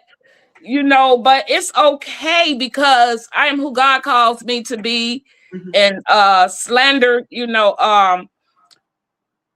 it's I'm gonna give it to Estelle so she can expound on that more because I don't, go deep with that one. Okay. All right. Well, is this is pertaining to okay, In the so Abuse. relationship, after the I'm relationship. going Oh, go ahead. okay. So I would say anyone who is experiencing that, um, I always talk about reflection. Mhm, Reflection meaning Here go go back, again. yeah, go back to what makes you feel good. Go Mhm. back to what you want and what you need for your life. mhm, But also remember, in reflecting, remember all the experiences that you've seen with other people in your life mhm, who have experienced slander, being called dumb and stupid and, Yeah. you know, you not nothing and blah, blah, blah. And I'm going to use myself again as an example, a very important person in my life, because I never want to put anybody on blast, but a very, very important person in my life. I saw that person, you know, being all the time being called, you dumb, you stupid, you don't know Mhm. nothing, you know, this and that and this and that. And it hurt me. And I even voiced out at times, you know, it's like, don't be calling, don't say that, duh, duh, duh, duh, duh, duh, duh, duh, even at a young age. But then as an adult myself, as a married woman myself, I experienced that. Never physical, because I don't play that. But that doesn't make it any better when it's coming from the mouth, Right. you know, Oh, the mouth and can say terrible things. the mouth, the tongue, right? Yes, So, girl. and also in action, you know, I would. There was a lot of slander, but it wasn't saying that I was done or dumb or stupid. It would say that person would say, "You treat me like you treat me like this, you treat me like that," but then they would It's go about back and them. do the same. They would, right, they would exhibit the same exact examples that they were saying that I was doing. So it was Wow. reflection That was the because I'm gaslighting looking and back. stuff. Right, Exactly. exactly. So I'm reflecting back on what I had seen, and I tell my clients to do the same thing, but Yes. I'm also watching the deflection. Like this person was deflecting. So everything that Mhm. this person was feeling about themselves, they say that I was doing that. If it was if you weren't doing this to me, then I wouldn't do that. If you Mm. weren't saying this to me, which it never happened, But but it if was you weren't all a saying lie. this It to was a me, facade. then It was a lie. it They was was right. lying. Well, it's called deflection. It's taking off, Deflection. Yeah, it's it's a lie. it's taking the responsibility off of themselves and putting it on you and making you the cause of why they are reacting the way they're reacting. So Because they're then there not would going be to take accountability. they're not going to take accountability. So then the other thing would be um just the humiliation, like out in public, you know, outbursting, saying, being loud, just trying on purpose to be embarrassing, you know, and knowing that it's going to represent the entire group, me and the family. Yeah. You know what I'm saying? So things They like want that. they want a Right. reaction. So right. So those are By things. any So I means would say that those, yes. So I would say, listeners, that those are also ways of forms of slander. It doesn't have to be Mhm. direct. It Yes. doesn't have to be direct. It can be indirect, but it's definitely meant Yeah. to embarrass, to disrespect, to discourage, to whatever Yes, absolutely. you, because that person wants to make you look bad. And in their mind, they're thinking that they look good. Right. They I have don't know to. why. I They don't know have to why, do it that but way. they do. Yeah. Hmm. Yeah. So That's what that's they living off deflection. of you. Your Yeah. So reactions. that Yeah, so that's deflecting. That's Mhm. deflecting. So those are my forms. Those are just other forms because the normal forms of slander, of course, would be, you know, physical abuse, you know, Mhm. verbal abuse, you are B, you are this, you are that, you know what I'm saying? That's Those are like the crazy. things that we Yeah. recognize offhand. But there's so many other ways. Disrespect is disrespect. No matter, just like sin is sin. You know what I'm Yes. saying? Yes. There's no good sin, no bad sin. There's no good disrespect. There's no bad disrespect. Disrespect is disrespect. Period. I agree. You know. Um, So we'll I'm sorry. Yeah. we'll do one more question here, and then we'll jump down to the last segment on the healing journey.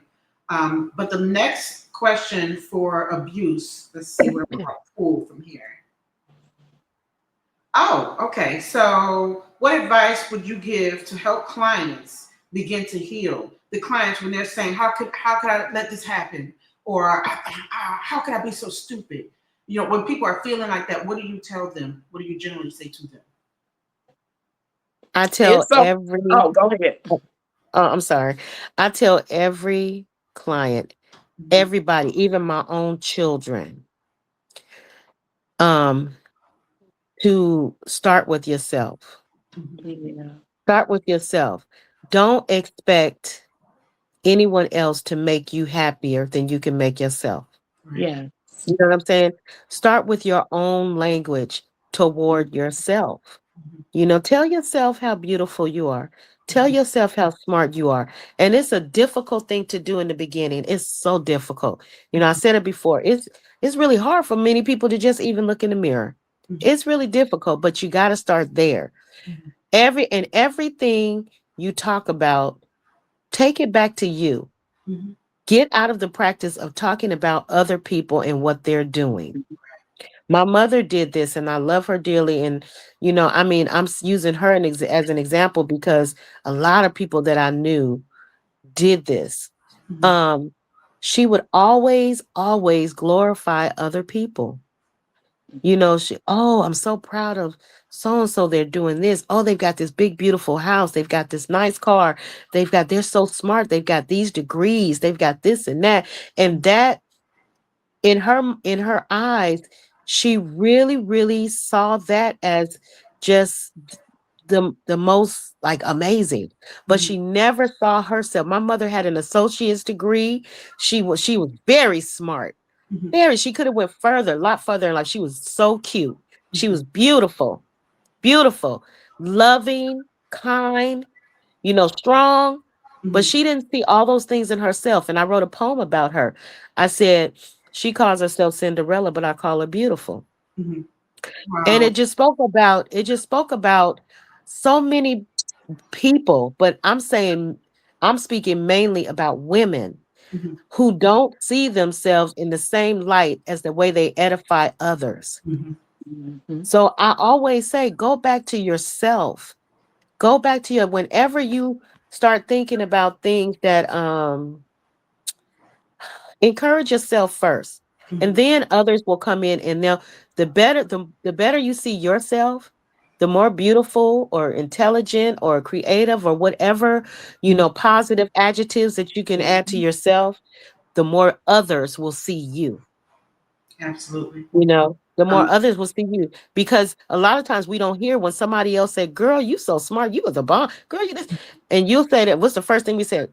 Girl, I'll just be trying to do it. I'll just be trying to get it done. Or you're downplaying it. Working. You're downplaying, oh, this other thing, or this girl, this is nothing. That part, yes. Instead of saying, girl, I did it today, didn't I? Dude, I did it today. You know, do that. It's nothing wrong with that. Society makes us feel like it's selfish to even just compliment your own self. You know what I'm saying? It's not conceited unless you have that spirit of conceitedness. If you have that spirit of, you know, whatever, then that's something different. But if you are not encouraging yourself to be the best that you can be first, then nobody else will. You won't believe anybody else, for one. You're not going to believe anybody else. So I accept every compliment now. And it's not in vanity. It's not, I accept because I know the work I'm putting into it. You know what I'm saying? I accept, and I just encourage everyone else out there, do the same. Start with yourself first. It starts with you first. That's my answer. All right, Elaine. She pretty much summed that question up. You can move to the next one. I got all the way engaged in what she was saying because it was so on point. It was just on point. You did that. All right, so we're in the final segment here where we're on the healing journey. And so I'm only going to pull two of these questions. And the first question would be, what does being accountable look like to someone in recovery mode? And you can take that first. Accountable look like in someone. Well, Miriam, it's hard for me to say that's in recovery mode because we talk about those that are in the abusers, you know, not the victims. The abusers are the ones that are not in accountability mode. Let me ask you that. Then I'll rephrase the question for you. And that question would then be, could a narcissist go into a healing mode where they're, you know what I mean, where they are. Have you ever met a changed one? No, they never change. They would be that way. They can't change because they have been turned over to the adversary. That's a whole nother thing, though. I won't even get into that one. But it's real. It's real. But I will say this here. If they get a heart to the creator, Mm-hmm. to the positive energy, Yeah. to Yeah. God, Yeah. to the supreme, to the great I am that I am, Yep.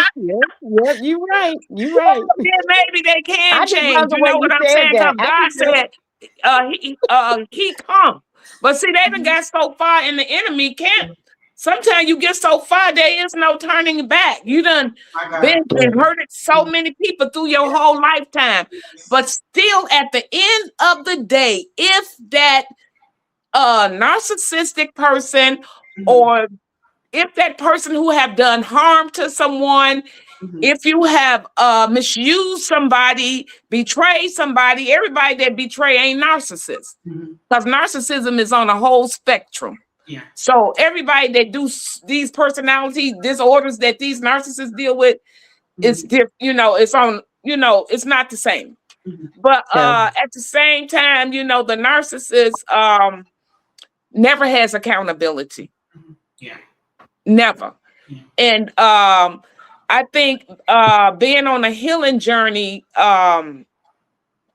would, and for them to want to be healed again is, you know, something that was, I'm going to say was already written in time, okay? Because Yeah. once you give your life over, you know, because God would summon us to come. Mhm. He that has an ear, let him hear. Yes. Let I'm them here. hear. Yeah. You Call. know, I'm here. but Yeah. they don't have no ear because their ears have been closed, shut down. And after so long, you know, and you just keep on just all your life, 20 years, Mhm. 40 years of your life, you just not listening to God and Yeah. you still doing people dirty. God So that don't shut person you down. Ain't nobody got to shut you Right down, and but people do shut dirty. you down. Right But and God will shut you dirty. down. Yeah, but that But Bible it says is, you'll be left up to your reprobate mind. yeah, but it is Yeah. possible though, you know, but the narcissist is a spirit, and it's not the spirit of the true and the living God. It's a spirit of It's a spirit. deception, a spirit of manipulation. It's a deceiving spirit, a spirit of want to take over control. Mhm. You know what I'm saying? The biggest thing is that they want to control, and they want to control your mind, and they want to control those that are vulnerable. They are like parasites. They like I did a video about the caught up in the narcissistic web of the narcissist. Mhm. You know, once he get his victim, he put the victim there, suck a little bit, Yeah. then he go and get him another one, put that Ooh. one there, suck a little bit, and Mhm. before you know it, he got 3 in the web. Mhm. And that's what Yeah. they do. They always got a way out. They use people and they use people things. They may use your love. They may use your finances. They may use your time. They may use your very soul. Okay? Yeah. That's That's what why they I say do. that's why I say it's the I call them spirit. It's the vampires. spirit. I call Yeah. them Yep. vampires. And they are energy. What they do is they steal your Trainers. energy. Yes. And people call Yep. them vampires. Vampires. You know, somebody say, ain't no spirit of vampire. Oh, yes, it is. Yes, It's it a is. spirit out there, a Yes, it vampire is. spirit. Look, It may not be sucking true blood, but it's sucking the life out That's of you. right. That's what Yeah. narcissists Right do. out of Yeah. They suck the life out of you, okay? Yeah. And all of your energy, when you're done and it's all over, baby, And they you're move going to on. be They move on. afflicted physically and mentally. Mhm. Because the mind has to be in the place. Oh, thank you, God. Revelation has to be in the place to regulate the physical body. Yeah. Take that Yeah. nugget. Mm. Take that Yeah. nugget. Mm. Your Yeah. mind has to be in a place, you Yeah. know, so that it can deal with the spirit, with the physical body and That's stuff, you know. right. So when you're done in a relationship, you go through trauma like that, Yes. you know, you're going to experience physical. Your body is going to begin to break down. I'm telling you, a real lived experience. And I Yes, know ma'am. Estelle, she can go even Yes, deeper with ma'am. the body thing. So, and the afflictions that Your body begins she to had to endure. rejects, you know, it does. You know, you start Mm-hmm. Mm-hmm. spazzing, you know, Yeah. Yeah. It's real. It's real. It is real. And that's what I want people to understand. Mhm. We're not just talking about narcissists. It's Yeah. more than narcissists. It's a spirit. And Mhm. it's like I said, throw narcissists away. Just Mhm. talk about that spirit of control, Yeah. that spirit of manipulation, that spirit of deception, that spirit that seeks Yeah. admiration, that spirit that wants to be validated. Come on now. All right. Yeah. This is our That's spirit. real. These are That's some of the real. church and That's behavior that's that's going on in the land that we live in. And y'all want me to go a little deep on you? I'm gonna go just a tad bit deep on you. Because the Bible says in the last days, Second Timothy, okay, 3-5, he said the hearts of the people Mhm. shall wax Mm-hmm. cold.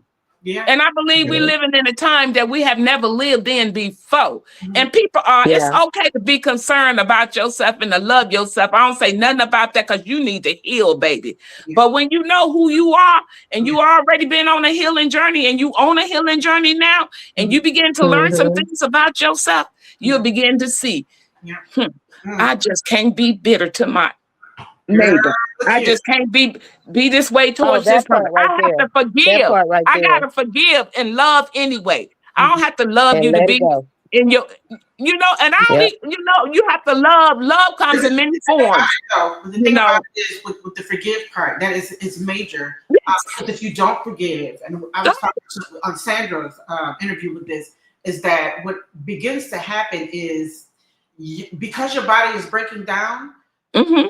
that's where disease begins. Girl, you talking? That's a whole nother Yes, stirring again, yes. stirring it up. But Yep. it, Ooh. you know what I'm saying? It is. That's where It's disease deep. grows. And so you have to free yourself, and the only way you can do that is to forgive and move on and not allow Mm. anyone to have that kind of hold on you. Period. You know? Absolutely, So, absolutely. so, so we talked about earlier, you were asking us a little about our books. Mhm, And that's really where my principles come from. You guys have hit on two of the principles mhm, that I would give in answering your last question. mhm, The healing process is, yes, starting with the mind. And, you know, I've said this often. I've said this in conversations with you, Elaine. I've said this in conversations with you, mhm, Miriam. I've said it with Sandra, mhm, and just many other people. I talk about this all the time about forgiveness. I have personally chosen, I encourage anyone else out there, and this is what I speak to my clients about too. mhm. Forgive. Forgive others. That's great. Yeah, That's important. But forgive yourself. yeah. Thank you. Forgive yourself. Forgive yourself Hmm. every day. In the Forgive beginning. yourself every day All for right. things that you said, things that you because okay, look at it like this. If God is forgiving us every Mhm, time we ask him to forgive us, then why are we not forgiving ourselves? yeah. We are our worst enemies, Mhm, okay? And we will bury ourselves in the ground Hmm. because we have not forgiven. mhm, Now, here's the part of forgiving others. Forgive them. I don't care if that dude, sister, girl, friend, cousin, whoever has done the same thing yesterday mhm, and did it today too. mhm, And said I'm sorry yesterday and still saying I'm sorry today. mhm, Forgive him anyway. Forgive him every time Forgive them. because the longer you hold on to that, mhm. you do become bitter. Yeah, You do become, and it takes up so much space in your life. yeah. Yes, it does. It takes up so And much it space stops in your healing. It life. stops you from healing. It takes up so much space. I cannot tell you how many times some of the persons who have hurt me in my past have repeated the Mhm, same behavior. mhm, And I Mm. just forgive them anyway. I think back even to my dad, my biological dad. I know that today we have the best relationship. mhm, My daddy didn't raise me. And I was so angry at him for so long as a young girl. You know what I'm saying? As a young girl, as a young adult. all right. I muted the And thing. when I learned the principle of forgiveness, I can't even imagine. Go that way. Go the other way. And don't come past me, okay? Go We around that. hear you. I was supposed to go this way. Okay. Yeah. I couldn't even imagine having the relationship that I have with him today if I didn't make the choice to forgive him. You know what I'm saying? And it's just the simplest thing to forgive him for, just not being there. Okay? I forgive him for whatever reason it was. I know personally, but for whatever reason it was, I couldn't even imagine not having the relationship that I have with him today. If I wouldn't have made the decision to forgive him. So it's like the littlest things to the biggest things. Forgiving myself for not taking my medicine yesterday. You know what I'm saying? Going telling myself in the mirror, girl, I'm so sorry I didn't take the medicine. I'm so sorry we didn't do no stretches today. I know I treated you bad. I'm gonna do better tomorrow, I promise, because I love you. You know what I'm saying? Yeah. I do stuff like that. You call me cuckoo for Cocoa Puffs, but this is me and me. You know what I'm saying? So forgiveness is a big key in one of my principles. And then another thing you guys mentioned was you said, oh gosh, what was it? Because I have my principles sitting up here on my wall. Self-care, setting boundaries, professional therapy, gratitude, coping mechanisms, community support, practicing forgiveness, spirituality, and celebrating the small victories. The small victories. So all of those fall in line with what you all are saying. You have to, the healing process, the healing, forgiving, you cannot, and Elaine, you cannot, a narcissist or a person with a narcissistic spirit, you're correct. It Some of them may never change, but I always have hope. And I always fall on the positive side of everything. I try to because I can't dwell in the negatives. Right. I can't because I feel like I'm gonna fall back if I do. So I always look at the positives of what's Absolutely. happening. I turn everything, even if I try as much as possible. So with a person that has a characteristic or behavior like that, I do pray for change. I do pray for change. I pray for change with my husband. I pray for change with my ex-husband. I pray for change for my son. Not for me, but for them. You know what I'm saying? My stepdad, when he died, the last week that I saw him before he passed away, he gave his life to Christ. He was Praise an God. atheist. He was an atheist all his life, all But his God. entire life. So, I mean, whether it's in our time or it never happens, or it's in, it happens, way before it's time for them to go to the maker. I just pray for them to see the transformation in their own life and the importance of it. You know what I'm saying? Yeah. And and they keep it moving because I don't want you no more. I ain't gonna be, I'm not gonna be around. Absolutely. But for you, Let me hit this last one. And I think this question is very important. Otherwise, I would just skip out and let us go into close out with you guys. Yeah. Speaking on your books, but I have to add this question in only because we want to get that one person. We're trying to touch that one person, right? Amen. This question is, how would you advise a client attempting to maintain connection with the then abuser? With their abuser? Yeah, the then abuser, because hopefully, if you have not left, you are contemplating leaving. You know what I'm saying? Or you have left and this person is still trying to reach out to you. What would you say to them? Stay away. Yeah, I would say that as well. And I would just share what I did. What I did was I did everything they told me. I did it because it was real.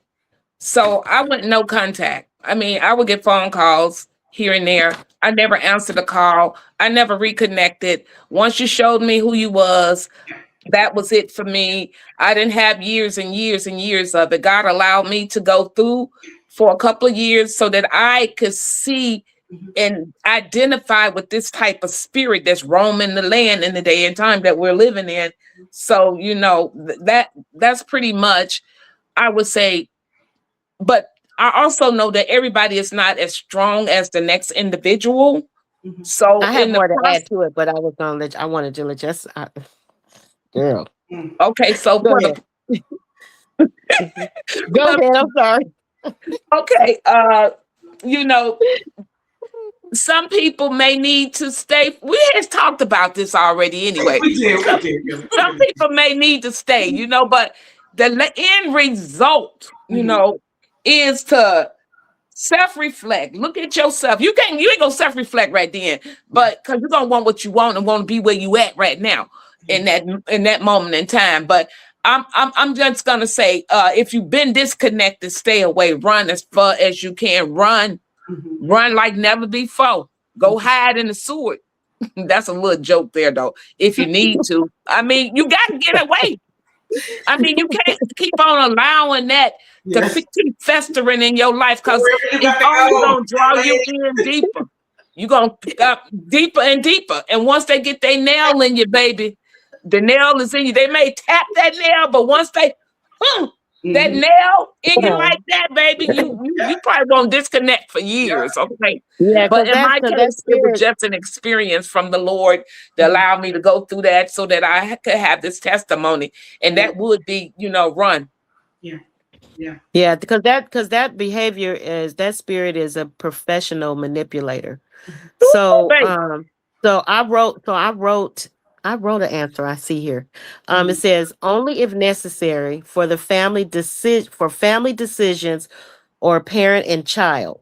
Other than that, completely separate from them or those who are connected, friends, family, until fully healed, or if ever. Absolutely. If you don't, the cycle connection will never end. Right. It So that's goes what I round wrote. and round. And I think, It'll go. yeah, the reason I asked the type of questions, the set of questions that I chose is because they all deal with breaking repeat cycles. Yeah. And Yep. that is important, and that is key for you to overcome life challenges, these types of life challenges. And that being said, now what I want is we'll start with Elaine. Tell us about your book. Tell us where we can find your book, and then we're going to close out. But before we do that, you guys, you are live with Miriam and the Small Business Network podcast, episode 612. Talking a lot. That's all. And the topic is overcoming life challenges. You are here with Elaine King, authors and life coaches, Elaine King and Estelle Nelson. That's right, Elaine King. All right, Elaine, tell us about your book. Right? Okay. And yes, I am Elaine King, aka Forever Lovely. And I'm gonna tell y'all why God let me use that name, Forever Lovely. Because I didn't know what to. God told me one day after it was all over. See, God, He loves us so much, y'all, until He snatched that thing out of my life. But at the same time, He gave me a little love. He said, He "Don't gave you a worry." lot of love, girl. This in the beginning, girl. That's another topic too. But He said, He said to me, "You are forever lovely to me because of your heart."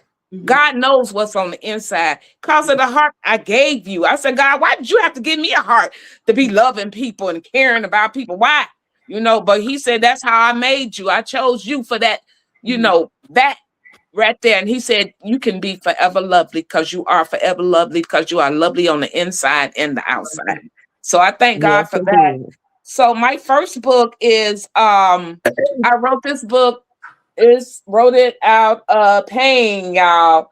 But this is what God compelled me to write because I had to tell my testimony.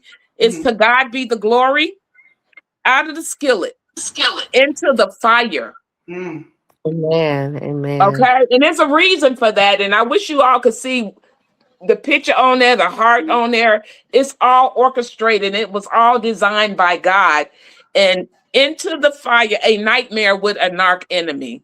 So this is a good read. It's a short read. It's not long, but it'll tell you a whole lot about me. You won't just be guessing or whatever. You will know because it's in the book.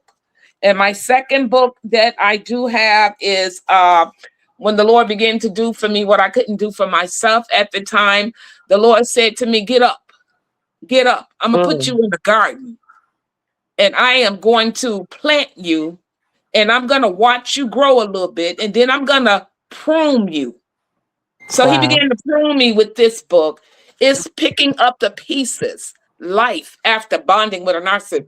I try not to say bonding, but God said, no, you would not leave the word bonding out. Because when you bond with something, honey, you better go read about it. That's all I'm going to say. It's right here. And it tells you about how you can begin to live again, begin to look. Oh, thank you. Look in that mirror that had been broken. Because this is a book. The picture is very profound. The narcissist is walking away or whoever it was in your life.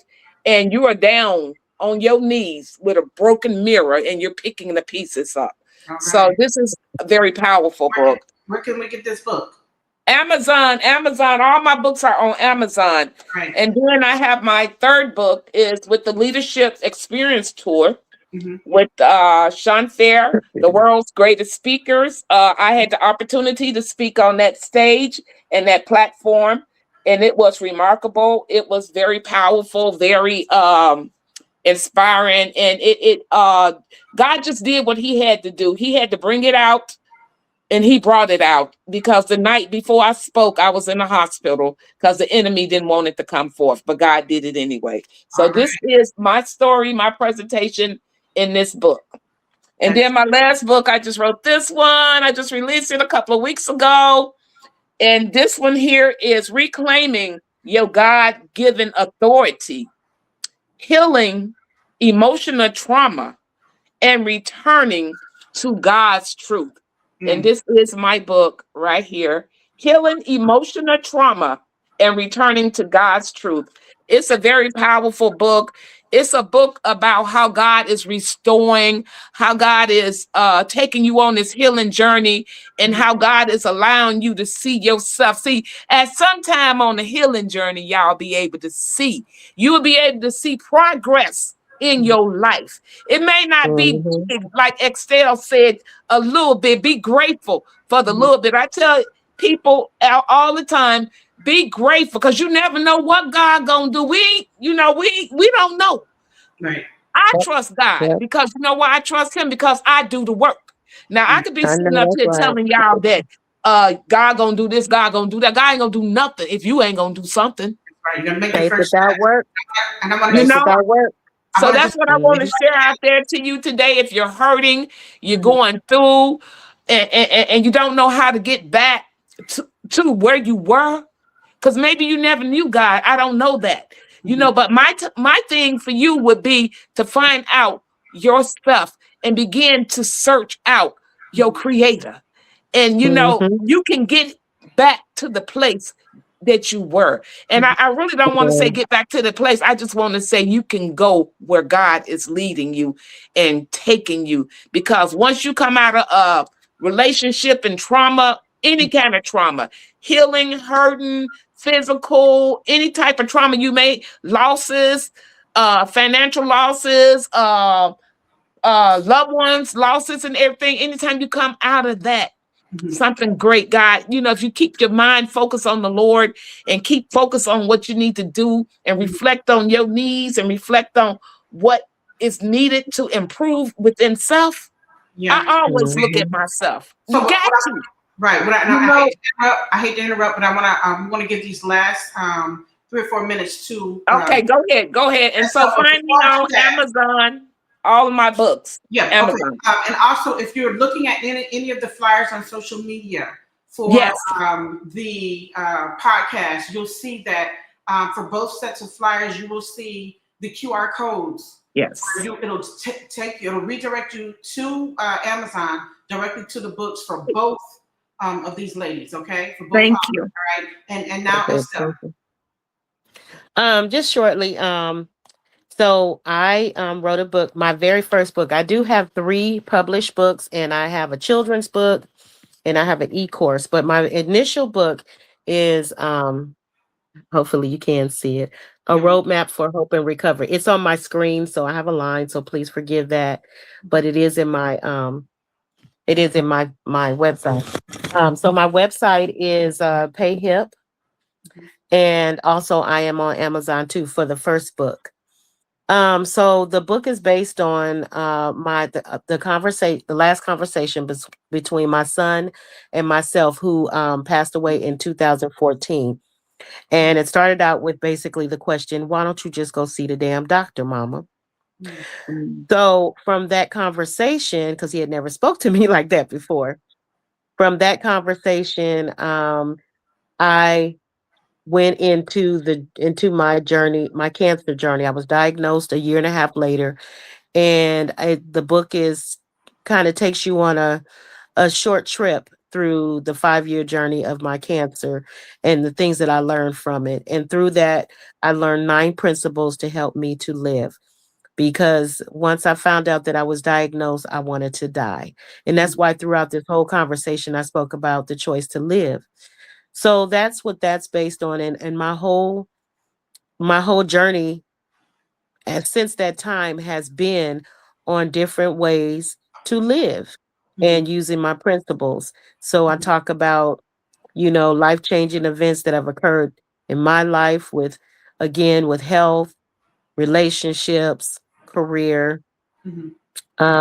and even now, new beginnings of, things. So that's what I'm all about. I'm all about is, just starting over. And it's really, and the genre of readers that is focused on is women mainly, men too, but mainly men, 50 years and over, 40, I'm sorry, 40 to maybe 80. Yeah. So the read, the information, the counseling, the support is all based around that, because this is the world that I'm in. And I also gravitate towards young adults, between the ages of 18 to 30, because I haven't forgot what I was, the woman that I was then. And that's really kind of where I'm going back to in my life. You know what I'm saying? I'm not trying to be young. I'm enjoying being 50 and above, but the mindset, the desire to live. Mhm. So, Amen. and To you can get find started. me on, yeah, and you can find me on PayHip as well. You can find my first book on Amazon. I'm working on getting all the other stuff on Amazon, but that's a journey in itself. Um, So, can you and tell us about your products? Oh yes, I'm sorry. Mhm. So also my products, I have a product line, and it's called the oh my God, I just created this line. So the name is really, really um the Radiant Soul collection. I'm sorry. I'm like, I'm full right now. I'm full, Miriam. This was great. This was really What's great. amazing? But Amazing. my Yeah, this I have a skincare line, I do, and it's called the Radiant Soul Collect a series. And the recipe for the oils that I've created for hair oil and for skincare have were given to me by God. And he reminded me, he said, go back to what I know. And Mm. it all derived from my journey with cancer. Wow. And so that's where everything came from. So everything is all connected. Everything is all connected. I'm also a podcaster myself. I have a podcast titled This Is My Life, Can You Relate? And it just talks Mm. about, things that I experienced in my life, and, looking at it from a perspective of, can you relate to this? Mm. And I also have guests on my podcast that I really enjoy, and we all have things in common. And because everybody has something in common, everybody does, you know. So that's what the podcast is about. And I'm a performer also. So I do a lot of stage performing. I'm a vocalist, a singer, and I've got a show coming at. I've got a show coming up in about a month, and then I'm also in a production at my church, because we do a lot of big productions also. Bishop, um, oh gosh, Gave my brain is gone. I'm telling you, Girl, you've been Bishop. talking too long. I'm telling you, Bishop. Yeah, It's today, Bishop Vaughn. Bishop is Buckland. my bishop. Yeah. I've been just enjoying life, and He this made is that me. song, right? Estelle, Yeah. that song. Uh-huh. I believe. Yeah, What's he the name of that song? a lot of songs. Girl, The you got one my that I was. brain. Uh, Um, it's on my mind. I can't think right now. I'm so sorry. I'm I sorry, trust in Bishop. God. I trust in God. Oh gosh, I'll tell you later. I can't remember right now. But You look him thought I up. was It's worth okay. living. You thought I was Yes, worth living. We're gonna wrap up. yes, We're gonna wrap up. yeah. Look him The up. Look last him thing I up. want to say, thank you so much, ladies. This has been amazing. I'm It, so it, it actually was, it turned out better than I thought it would. And even Yes. started with some technical issues. We had to go from one platform over to another one. And still, nonetheless, it didn't stop us. And I want to thank you both for being patient and, just that resilience and, showing up. Yeah. You showed up and showed out. And I appreciate it. I want to just close this out by saying, stay tuned. If you're following us, continue to follow us because I will be interviewing each of these ladies separately and we will be discussing the books. Okay. Amen. And so you'll get more. There's more to come. All right. And I'm going to just close out now. Thank you so much. You all want to say anything before we close out? Real quick. Blessings to all. All Blessings right. to all. All right. blessings. All right. Blessings. Okay. All right. Good night, everybody. Thank you so much for showing up. Y'all have Thank you. bye-bye. Good night. Good night. I'm trying to close this out. Here we go.